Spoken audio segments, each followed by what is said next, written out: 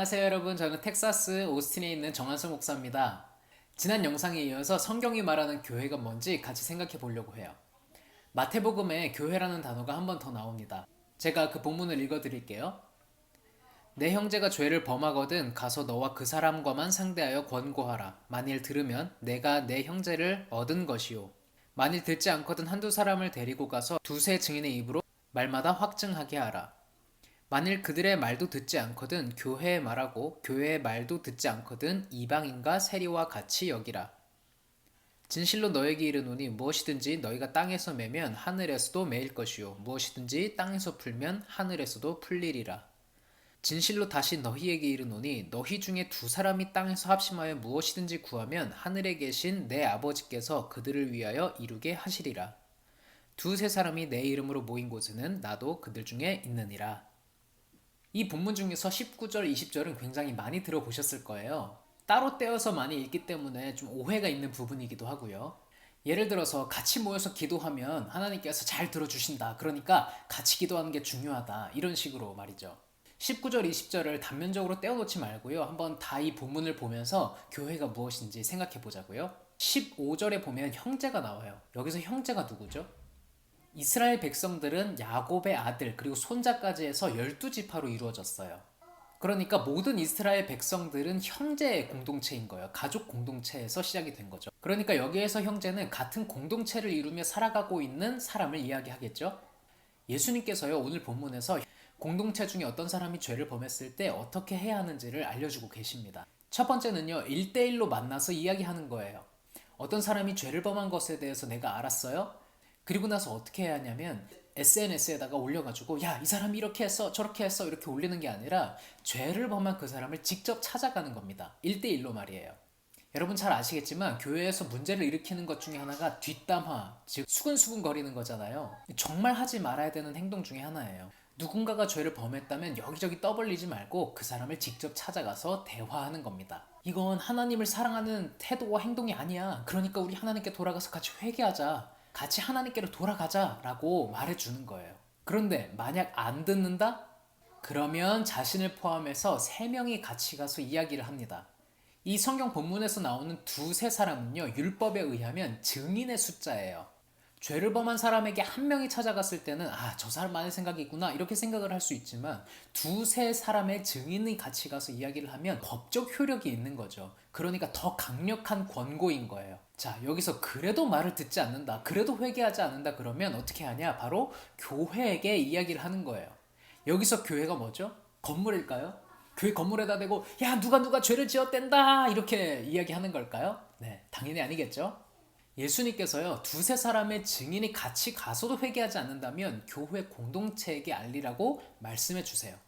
여기서 우리는 교회가 무엇인지 또 생각해 볼 수 있어요. 교회는 죄를 다루는 공동체입니다.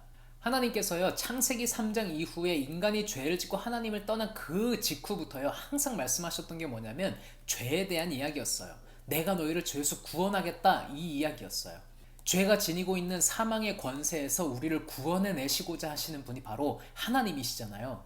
출애굽 이후에 이스라엘 공동체를 하나님께서 어떻게 만드시겠다 하신 약속이 있어요. 그게 뭐냐면 거룩한 백성, 제사장 나라입니다. 그 이후에도 이스라엘 백성들이 전혀 거룩하게 살지 않았죠. 하나님을 계속해서 배반하고 하나님을 떠났어요. 그랬을 때마다 하나님께서 하셨던 게 뭐냐면 선지자들을 보내셔서요, 야, 너희의 죄가 이러이러하다, 그러니까 빨리 회개하고 하나님께 돌아와라, 이 이야기를 계속해서 해주시죠. 끊임없이 회개, 돌아섬을, 하나님께 돌아섬을 촉구하시는 거예요. 오늘 본문에서요, 예수님께서 교회 공동체를 말씀하실 때도 이와 같은 맥락에서 말씀을 하십니다. 여기서 이 한 사람, 그 다음에 두세 사람, 이 증인들이 가서 죄에 대해서 이야기할 때는요, 그 사람을 부끄럽게 하거나 정죄하려는 데서 끝나는 게 아니에요.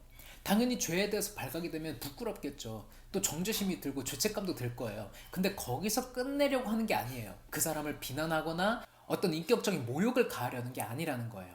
죄에 빠진 그 사람을 예수님께로 다시 돌이키게 만들고, 또한 교회 공동체가 그것이 죄라는 사실을 자각하고 교회의 거룩함을 지키기 위한 행동인 거예요. 자, 그 이후에 이 형제의 죄를 교회에도 알렸어요. 그럼에도 불구하고 회개하지 않아요? 그러면 그 다음은 뭐냐?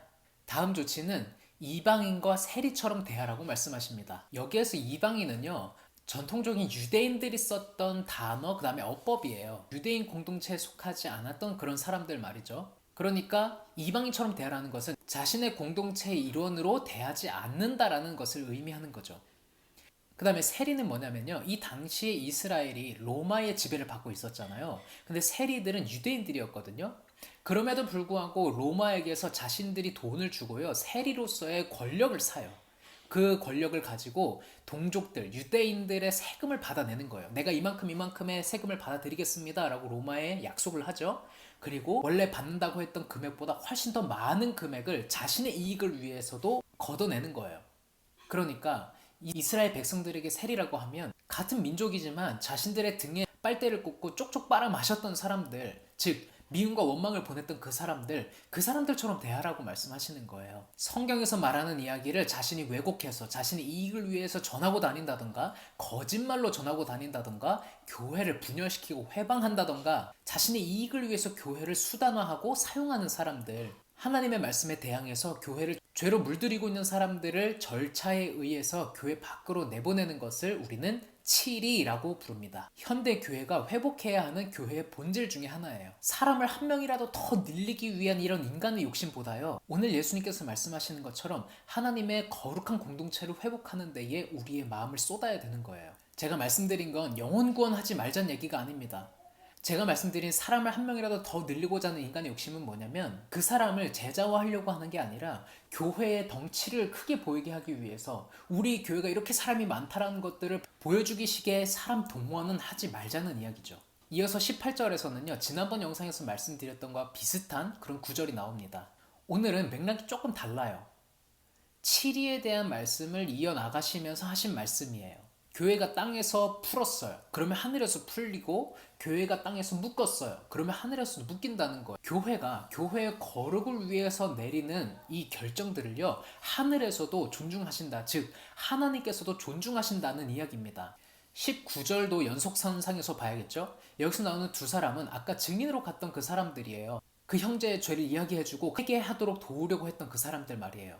그 사람들이 구하는 것들마다 하나님께서 그들을 위해서 이루시겠대요.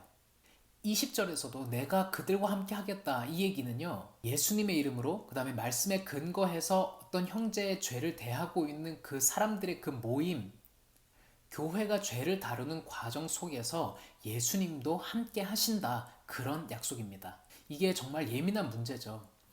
이런 치리가 어떤 사람이 마음에 들지 않는다고 해서 교회 밖으로 내쫓으려고 하는 그런 도구나 수단으로 남용되거나 오용되어서는 절대 안 돼요. 치리를 하시는 분들도 하나님과 교회 앞에서 정말 두렵고 떨리는 마음으로 해야 합니다. 사탄이 이 과정을 틈타서 교회를 분열시키지 않도록 정말 기도 많이 해야겠죠. 교회를 진행하면서요, 우리는 하나님을 두려워할 것인가 아니면 사람을 두려워할 것인가의 기로에 항상 서게 됩니다.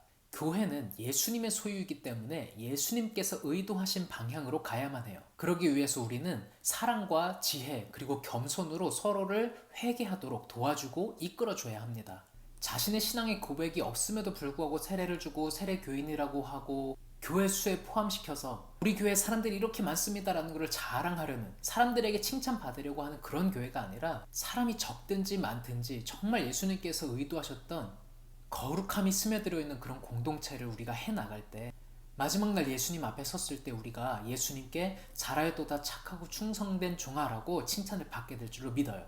마태복음 18장 15절에서 20절의 말씀을 가지고 교회가 무엇인지 같이 살펴봤습니다. 정리해 볼게요. 교회는 예수님께서 피 흘려 우리에게 주신 거룩함을 지켜나가는 공동체입니다. 거룩한 공동체를 지키기 위해서 서로를 회개하도록 도와주는 공동체입니다. 거룩을 위해 예수님께 권위를 부여받은 공동체가 바로 교회입니다. 오늘도 저와 이 영상을 보시는 분들에게 질문합니다. 당신은 예수님의 교회를 거룩하게 이루어가고 있는 교회입니까? 이 영상을 보시는 모든 분들이요, 정말 이 거룩함을 사모하는 교회 공동체를 이루어 나가기 위해서 헌신했으면 좋겠고요, 그로 인해서 마지막 날 예수님 앞에 섰을 때 예수님께 칭찬받는 그런 하나님의 종들, 아들, 딸들 다 되셨으면 좋겠습니다.